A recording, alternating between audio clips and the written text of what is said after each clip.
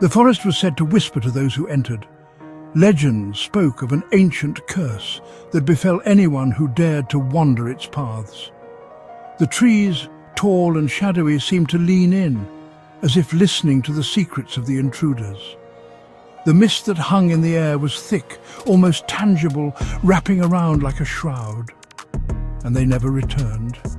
Stories of lost souls and abandoned trails filled the local folklore. The forest floor, covered in fallen leaves, seemed to swallow footsteps, leaving no trace of those who ventured in.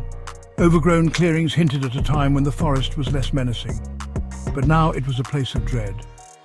At first, it sounded like the wind.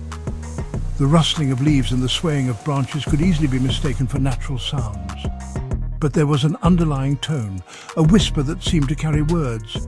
It was as if the forest itself was trying to communicate, to warn, or perhaps to lure. But then it spoke to us. A shadow moved, and then disappeared. We weren't alone. The shadows flickered, creating shapes that played tricks on the mind. Indistinct forms seemed to dance just out of sight, always on the periphery, never fully revealing themselves. The feeling of being watched was inescapable.